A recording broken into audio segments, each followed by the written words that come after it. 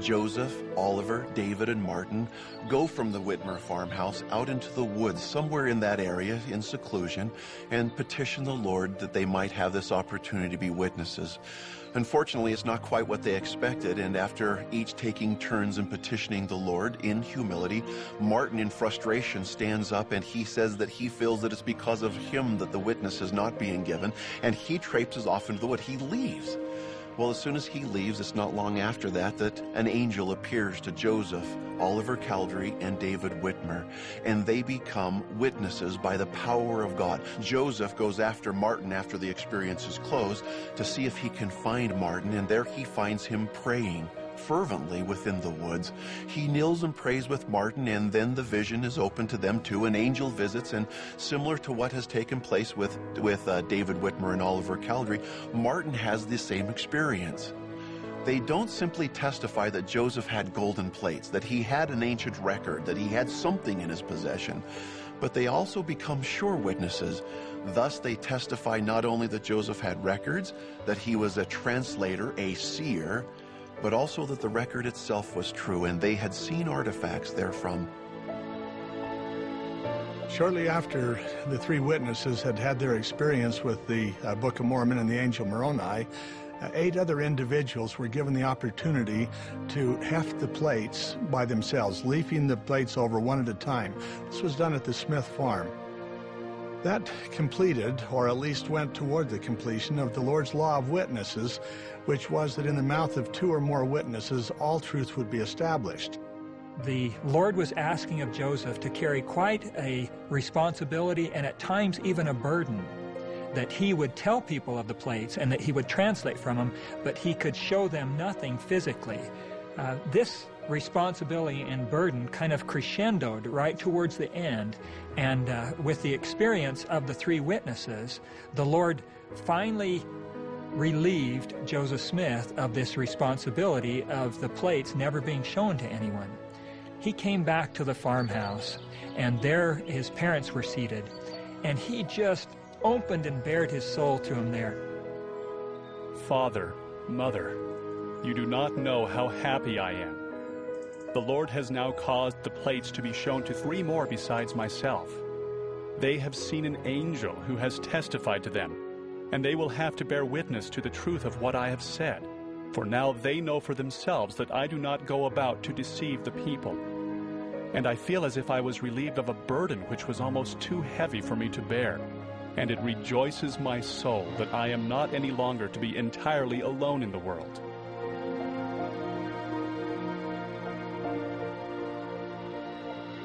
In the summer of 1829, as the translation of the Book of Mormon was nearing completion, the prophet obtained the copyright for the publication of the book. He next set out to find a printer. The most obvious choice was E.B. Grandin of Palmyra, New York. Grandin initially turned down the opportunity to print the Book of Mormon, but eventually he was persuaded that it wouldn't hurt his career for him to publish it.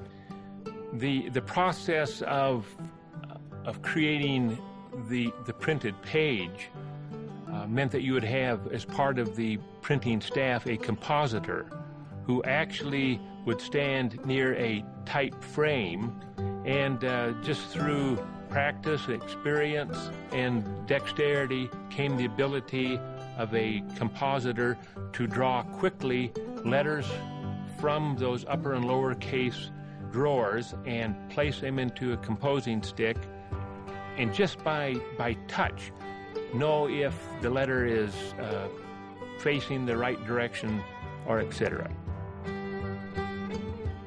The 1830 edition of the Book of Mormon consisted of 37 signatures of 16 pages each.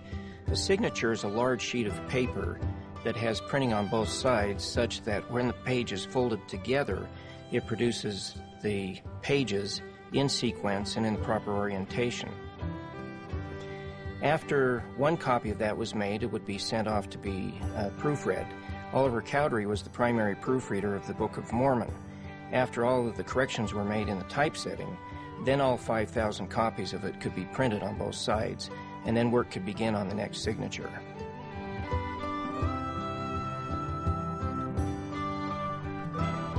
As the printed pages came off the press and were dried, They were loaded on pallets and apparently lowered down to the second floor from the third to the bindery, where they were folded and cut with it appears to be a bone knife.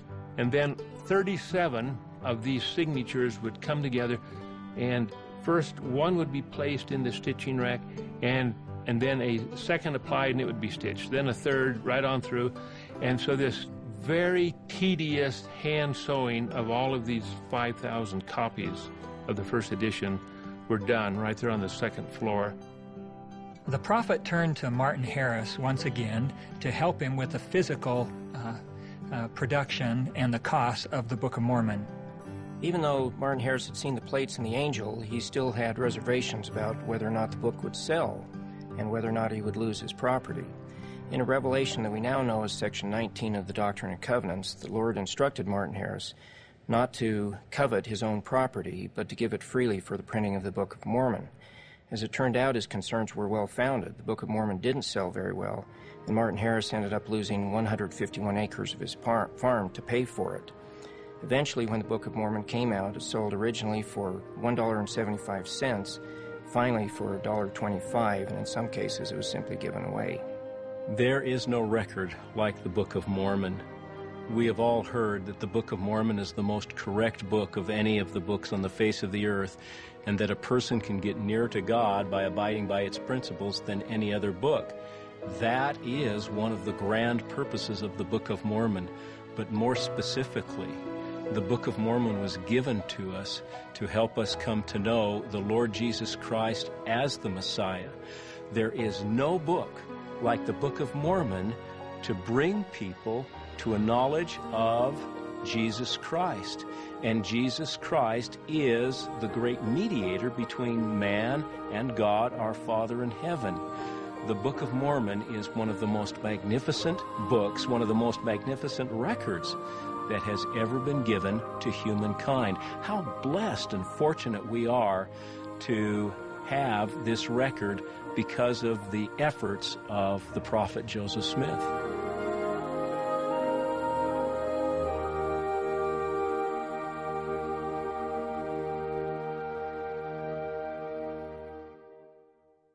To continue the examination of the life of the prophet Joseph Smith and to access additional expert interviews, visit our website at byubroadcasting.org.